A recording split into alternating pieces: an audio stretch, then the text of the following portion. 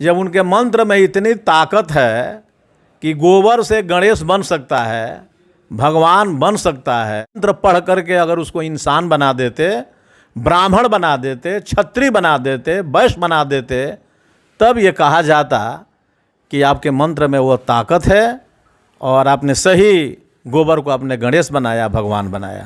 मुहूर्त के दिन देखा गया है अखबार के माध्यम से, मीडिया के माध्यम से, कि उसी दिन कहीं कहीं दूल्हा भी मर जाता है, दुल्हन भी मर जाती है, आंधी तूफान आता है, कई तरह के माने प्राकृतिक आफत आ जाता है। अगर मुहूर्त अगर सही होता तो कोई मरता नहीं, लड़की भागती नहीं और अनहोनी घटना नहीं घटती। कि प्रकृति के आगे सभी लोग बौने हैं। अभी कोरोना आया, किसी का बस नहीं चला मेरे भैया। मंदिर बंद हो गया, मस्जिद बंद हो गया, गुरुद्वारा बंद हो गया, बुद्ध विहार बंद हो गया, सारा टेम्पल बंद हो गया।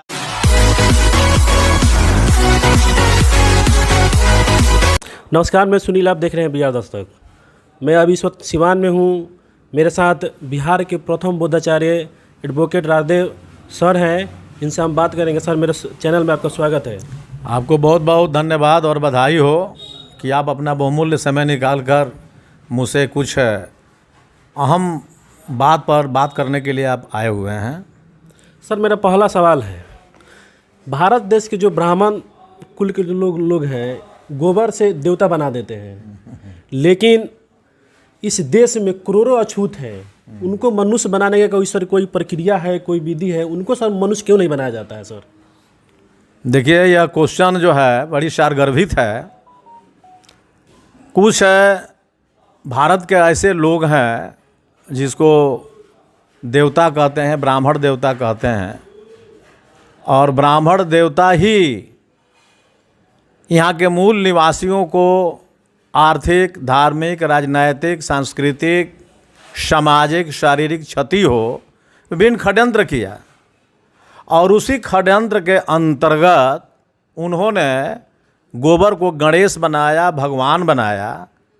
लेकिन जब उनके मंत्र में इतनी ताकत है कि गोबर से गणेश बन सकता है, भगवान बन सकता है, और कौन कौन सा मांग लोग मांगते हैं, तो करोड़ों करोड़ों भारत में जो भारत के मूल निवासी है, जिसको छल कपट से अछूत बनाया गया, वह मंत्र पढ़ करके अगर उसको इंसान बना देते, ब्राह्मण बना देते, क्षत्रिय बना देते, वैश्य बना देते, तब ये कहा जाता कि आपके मंत्र में वो ताकत है और आपने सही गोबर को आपने गणेश बनाया, भगवान बनाया।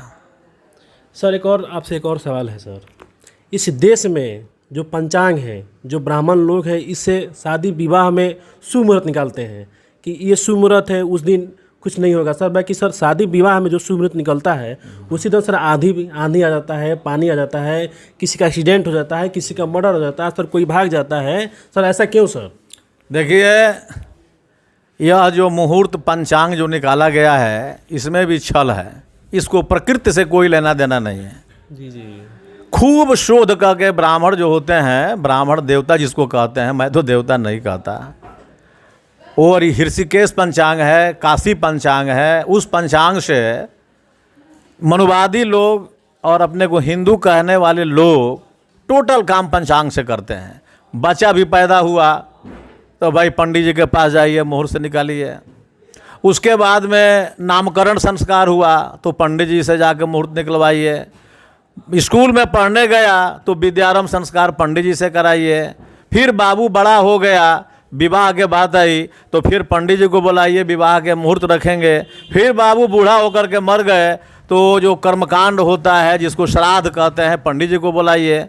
अब मैं जानना चाहता हूँ कि जब शोधपूर्ण जो पंचांग आप मानते हैं, उसे जब मुहूर्त निकालते हैं, तो मुहूर्त के दिन देखा गया है अखबार के माध्यम से, मीडिया के माध्यम से, कि उसी दिन कहीं कहीं दूल्हा भी मर जाता है, दुल्हन भी मर जाती है, आंधी तूफान आता है, कई तरह के माने प्राकृतिक आफत आ जाता है।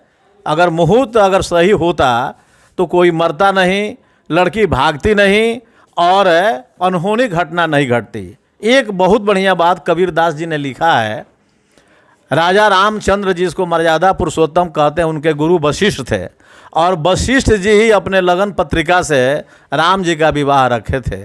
तो कबीर साहब बड़ा बढ़िया कमेंट किए हैं कि कर्मगति टारे ना ही टरी, मुनि वशिष्ठ पंडित सो ज्ञानी, शोधि के लगन धरी, आ हरन सीता के मरन पिता के, जंगल में विपत्ति पड़ी, कर्मगति टारे ना ही टरी। अब बताइए 12 साल का आगे पीछे का हाल जानने वाले मुनि वशिष्ठ जी ये नहीं बता पाए कि जो हम शादी रख रहे हैं सीता जी का, राम जी का, उस दिन घटना क्या होगी। तो यह घटना घटी और रामचरितमानस में लिखा हुआ है।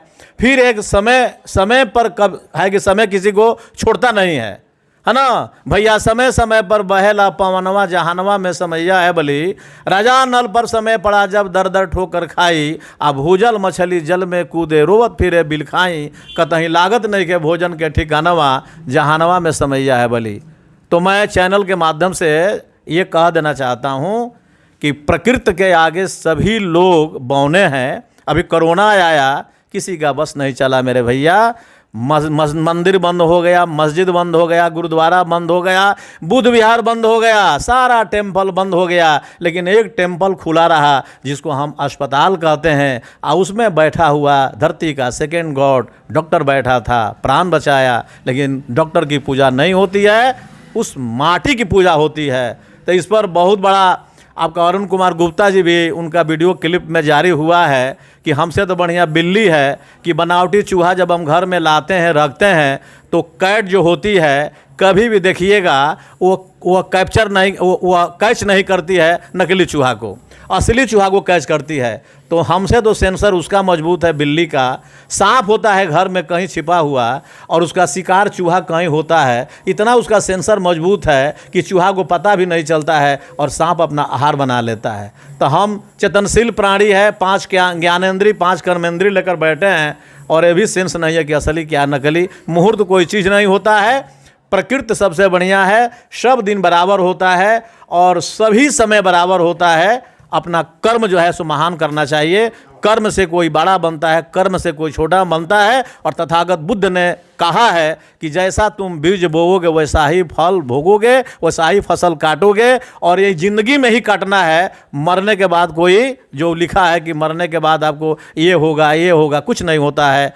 तो मैं आपके चैनल को बहुत बहुत धन्यवाद देता हूं कि इतना सुंदर क्वेश्चन आपने किया, आँख खोलने वाला। ऐसा ही क्वेश्चन करते रहिए, चेतना जगाते रहिए, धम्म क्रांति करते रहिए। भारत का जय होगा, जनता की जय होगी, आने वाला भविष्य उज्जवल होगा। ये मेरे साथ थे बिहार के प्रथम बौद्धाचार्य राधेव बौद्ध, यानी एडवोकेट हैं, पेशे से वकील हैं। इन्होंने अपनी बात बहुत ही शालीनता से रखी है। सर, हमसे बात करने के लिए आपका बहुत बहुत धन्यवाद। सब मैं सुनील रंजन, आप देख रहे थे BR दस्तक।